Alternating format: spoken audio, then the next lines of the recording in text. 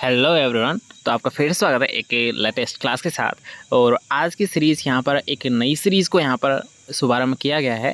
तो जैसे कि आप यहाँ पर देख सकते हो कि 10 मिनट वाली दीपक सर की क्लास, अर्थात इस सीरीज़ में हम यहाँ पर याद रखिएगा कुछ वन लाइनर इंपॉर्टेंट क्वेश्चंस के बारे में डिस्कस करेंगे।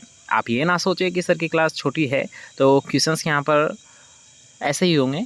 याद रखिएगा, बेशक हमारी क्लास छोटी रहेगी ताकि आपको कम से कम समय में यहाँ पर ज़्यादा से ज़्यादा क्वेश्चंस को प्रोवाइड करवाया जा सके और केवल उन्हीं अर्थात सिलेक्टेड क्वेश्चंस को यहाँ पर प्रोवाइड करवाया जा सके। इसलिए याद रखिएगा, कभी भी यहाँ पर क्लास होती है तो आपको एक बार एंड तक ज़रूर देखना है ताकि जितने भी यहाँ पर क्वेश्चंस रखे गए हैं वो आपके माइंड में छप जाए अर्थात याद हो जाए। ठीक है, तो आज के सेशन को यहाँ पर स्टार्ट करेंगे। इससे पहले जितने भी यहाँ पर नई साथी है वो चैनल को सब्सक्राइब जरूर कर ले और पास के बेल आइकन को जरूर प्रेस कर दे, जिससे आने वाली जितनी भी यहाँ पर फ्यूचर में आपकी एग्रीकल्चर क्लासेस है उनका नोटिफिकेशन आपको साथ साथ मिलता रहेगा।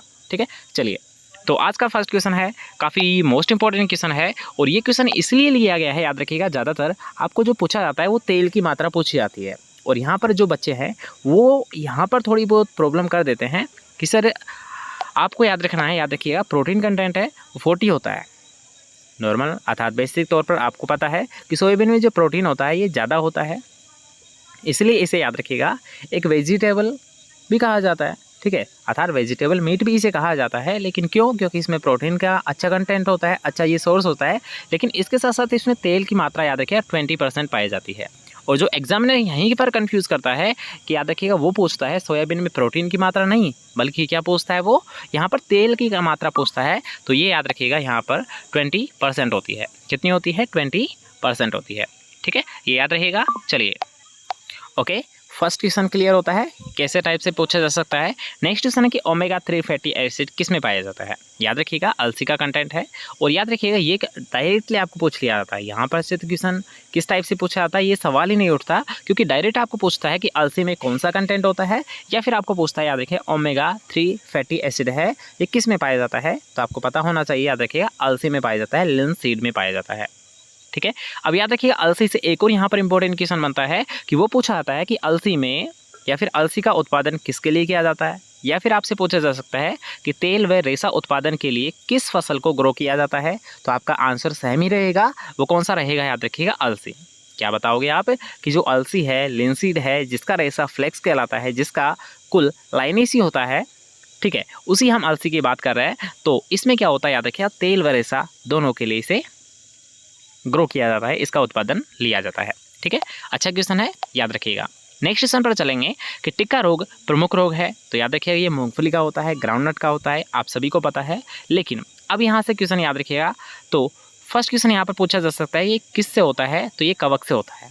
अब आप बोलोगे कि सर कवक से तो होता है, ये तो हमें पता है, तो लेकिन ये होता किससे है, या फिर इसका वो भी तो बताइए कोजल ऑर्गेनिज्म में क्या होता है। तो बिल्कुल इसके बारे में भी हम जानेंगे। तो यहाँ पर हम देख सकते हैं, याद रखिएगा कि जो टिक्का रोग की अगर बात करेंगे तो टिक्का रोग है, याद रखिएगा ये कवकजनित रोग है।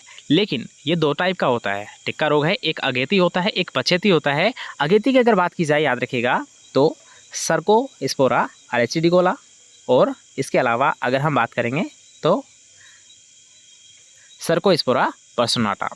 ठीक है, ये दो प्रकार के होते हैं, एक पर्सोनाटा, एक अरेचिडिकोला। ठीक है, इसके अलावा अगर हम बात करते हैं तो इसका मूंगफली का नाम क्या होता है सर, ये भी बता दीजिए, क्योंकि ये भी आजकल पूछे जाने लगा है।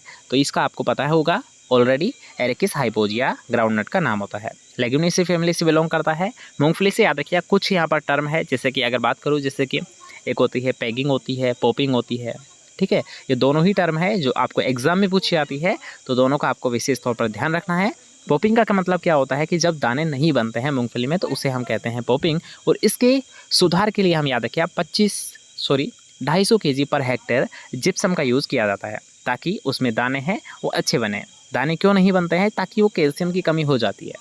याद रखिएगा, आपको पूछा जा सकता है कि जो पॉपिंग है मूंगफली में इसका कारण क्या है। तो आप बताओगे कि सर इसमें तो कैल्शियम की कमी हो जाती है, इसलिए पॉपिंग की अवस्था देखने को मिलती है।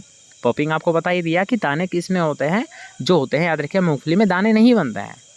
ठीक है, वो बोलते हैं ना मूंगफली में दाना नहीं, मैं तेरा मामा नहीं। ठीक है, उस कहावत से आप याद रखोगे कि जब मूंगफली में दाना नहीं बनता है तो उस क्रिया को कहते हैं पॉपिंग, और इसका कारण होता है कैल्शियम की कमी। और इस कैल्शियम की कमी की पूर्ति करने के लिए हम जिप्सम का यूज़ करते हैं, जिसकी मात्रा हम रखते हैं 250 किलोग्राम प्रति हेक्टेयर। ठीक है। अब याद रखिएगा एक और क्वेश्चन पूछा जा सकता है कि इसमें पेगिंग की अवस्था होती है वो कितने दिन बाद में होती है, उसके बारे में जस्ट हम जानेंगे। पहले हम चलते हैं नेक्स्ट क्वेश्चन की ओर कि मूंगफली में रोजेट रोग का कारण क्या होता है। याद रखिएगा ये अच्छा क्वेश्चन बनता है, आजकल आपको डायरेक्ट पूछ लिया जाता है कि जो रोजेट रोग होता है इसका कारण क्या होता है।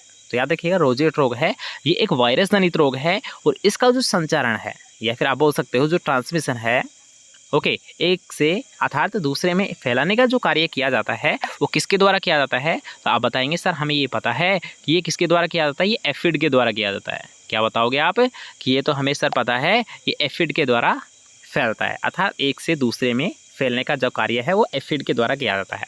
चलिए नेक्स्ट क्वेश्चन है, काफ़ी शानदार क्वेश्चन है, जितनी ये तारीफ की जाए इस क्वेश्चन की वो काफ़ी कम है। तो फाइलोडी प्रमुख रोग है, याद रखिएगा डायरेक्ट आपको एग्जाम में पूछा जाता है। तो ये तिल का होता है, किसका होता है, तिल का होता है। अब हम बात करेंगे, याद रखिए ये किससे होता है। हमने ये तो जान लिया फाइलोडी रोग है ये होता है तिल में है, लेकिन किससे होता है आपको बस 3 टर्म यहाँ पर याद रखनी है, 3 शब्द आपको ध्यान रखने हैं, MLO। अब आप बोलोगे सर इसका मतलब क्या होता है, तो बिल्कुल हम जानेंगे कि माइकोप्लाज्मा लाइक ऑर्गेनिज्म, अर्थात आपको ध्यान रखना है कि जो फाइलोडी रोग होता है तिल का ये किससे होता है, माइकोप्लाज्मा से होता है। ठीक है, अब इसी में इसका आंसर भी छिपा हुआ है कि इसको फैलाने का कार्य किसके द्वारा किया जाता है। याद रखिएगा अर्थात एक से दूसरे में जो फैलाने का कार्य है वो किसके द्वारा किया जाता है। तो आपको ध्यान रखना है LO से ही यहाँ पर क्लियर हो रहा है, इसी वर्ड में ही छिपा हुआ है इसका राइट आंसर। वो क्या है तो उसके बारे में जानेंगे कि लीफ होपर याद रखोगे, ओपर याद रख सकते हो, ओ से आप ओपर याद रख सकते हो, एल से आप लीफ याद रखोगे, अर्थात लीफ ओपर अर्थात होपर। ठीक है, अर्थात आप एक ट्रिक बना सकते हो LO से कि इस LO का मतलब क्या है, इसको जो ट्रांसफ़र करता है या फिर एक तरीके से जो इसका क्या करता है, इसका संचारण करता है। ठीक है, वो क्या होता है, LO होता है। LO मतलब लीफ ओपर होता है, लीफ होपर होता है। ठीक है, याद रहेगा ऐसे कुछ टर्म आप बना सकते हो। इससे क्या होता है याद रखिए लॉन्ग टाइम तक आपको जो भूलने वाली जो समस्या होती है उससे आपको निजात मिल जाता है और आप एक लंबे समय तक आप आसानी से याद रख सकते हो। ठीक है, तो कुछ ऐसी ट्रिकें हैं तो आप अपने माइंड से बना सकते हो, इसमें बताने की भी ज़रूरत नहीं होती है। नेक्स्ट क्वेश्चन पर चलेंगे कि अलसी का रेशा क्या कहलाता है। तो अलसी का रेशा बिल्कुल फ्लेक्स कहलाता है। ठीक है, ये तो आपको अभी बताया था। तो अलसी का प्रयोग के बारे में हम जान लिए हैं। नेक्स्ट क्वेश्चन यहाँ पर बात करेंगे कि पेरा और उतेरा का संबंध किससे होता है। पेरा और उतेरा का जो संबंध है वो किससे होता है। तो याद रखिएगा पेरा और उतेरा विशेष तौर पर अगर बात करेंगे तो धान में इसका यूज़ किया जाता है, लेकिन अगर हम बात करेंगे तो याद रखिएगा ये अलसी में भी इसका यूज़ किया जाता है। तो आपको ध्यान रखना है दोनों के लिए इसका यूज़ किया जाता है, जो पेरा है और उतेरा है। याद रखिएगा ये क्रॉप कल्टीवेशन से संबंधित कुछ टर्म होती है, एरिया वाइज इनको नाम दिया गया है। जैसे कि पेरा की अगर बात करेंगे तो मुख्य तौर पर जो बिहार साइड है वहाँ पर ग्रो किया जाता है, तो वहाँ पर इसको पेरा कल्टीवेशन के नाम से जानते हैं। ठीक है, तो ये याद रखिएगा ये कल्टीवेशन के मेथड है, उनको एक स्पेशल नाम दे दिया गया है। तो आपको डायरेक्ट एग्जाम में पूछा जा सकता है कि पेरा और उतेरा का संबंध किससे होता है, तो आप बताएंगे सर ये तो धान और अलसी से संबंध इनका होता है। ठीक है, याद रखिएगा। चलते हैं नेक्स्ट क्वेश्चन की ओर, जो कि काफ़ी अच्छा क्वेश्चन है, काफ़ी शानदार यहाँ पर ये क्वेश्चन में रहने वाला है। ठीक है, जिसमें आपको पूछा गया हेलियोट्रोपिज्म क्या होता है। पहले क्वेश्चन को हम समझेंगे अच्छे से, उसके बाद में हम जवाब के बारे में बात करेंगे। हेलियोट्रोपिज्म क्या होता है, आपको ये पता है कि जो सूरजमुखी में जो फ्लावर्स आते हैं, ठीक है, ये क्या करते हैं, जो सनलाइट की ओर क्या होते हैं आपको पता है, सनलाइट की ओर क्या है ये मुड़ जाते हैं। अर्थात जिस साइड सूर्य रहेगा ये जो फूल का दिशा रहेगी वो फूल अर्थात प्रकाश की साइड रहेगी, जिस साइड लाइट आ रही है उस साइड इसका क्या हो जाता है, इसका मुँह हो जाता है। किसका, इसके फूल का। तो ये जो मुँह कर रहा है, ये जो प्रकाश के साथ साथ चल रहा है, तो इस मूवमेंट को किस नाम से जानते हैं, अर्थात इस क्रिया को किस नाम से जानते हैं। तो आप बताएंगे सर इसे हेलियोट्रोपिज्म के नाम से जानते हैं। एक होता है याद रखिए फोटोट्रोपिज्म, एक होता है हेलियोट्रोपिज्म, एक होता है फोटोप्लास्टिक, एक होता है फोटोटैक्सिक्स। अब इसमें फ़र्क क्या होता है ये हम अच्छे से जानेंगे। पहले हम बात करेंगे हेलियोट्रोपिज्म। तो हेलियोट्रोपिज्म का मतलब आप समझ सकते हो कि सूरजमुखी के फूलों का प्रकाश की ओर मुड़ना हेलियोट्रोपिज्म कहलाता है। ठीक है, याद रहेगा। तो फर्स्ट क्वेश्चन है, काफ़ी इंपॉर्टेंट क्वेश्चन है। सेकंड हम बात करेंगे फोटोट्रोपिज्म क्या होता है।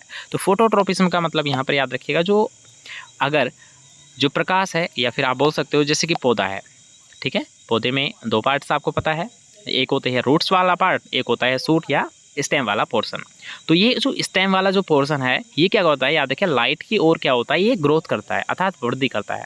तो इस क्रिया को तो क्या कहेंगे, लाइट की ओर गति कर रहा है, एक तरीके से ग्रोथ कर रहा है, वृद्धि कर रहा है, तो इसे तो कहा जाता है फोटो पीरियडिज्म, अर्थात प्रकाश की ओर क्या कर रहा है, ये वृद्धि कर रहा है। ठीक है, तो इसके एग्जाम्पल आप ध्यान रख सकते हो, जैसे सूट और स्टेम।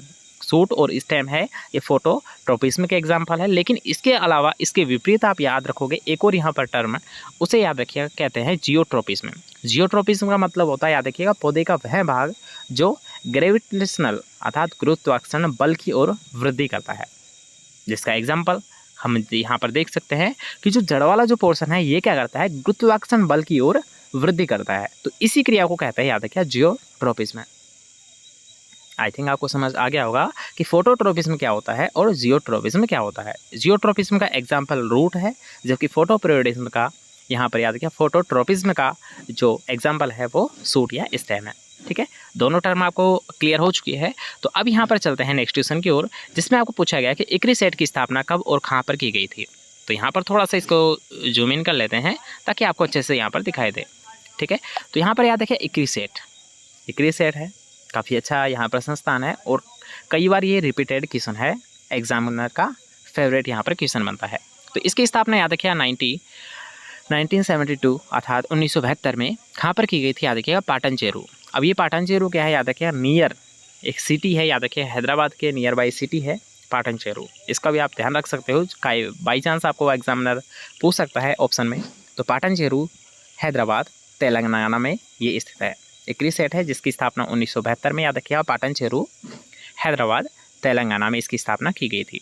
ठीक है, तो इस बात का आप विशेष तौर पर ध्यान रखें। और नेक्स्ट क्वेश्चन रहेगा, जो कि आज के सेशन का हमारा लास्ट क्वेश्चन रहेगा, कि मूंगफली में जो पेगिंग की क्रिया है ये कितने दिनों बाद होती है। तो याद रखिएगा, यहाँ पर आपको दिखाई दे रहा है कि 55 दिन बाद, 55 डे आफ्टर सोविंग।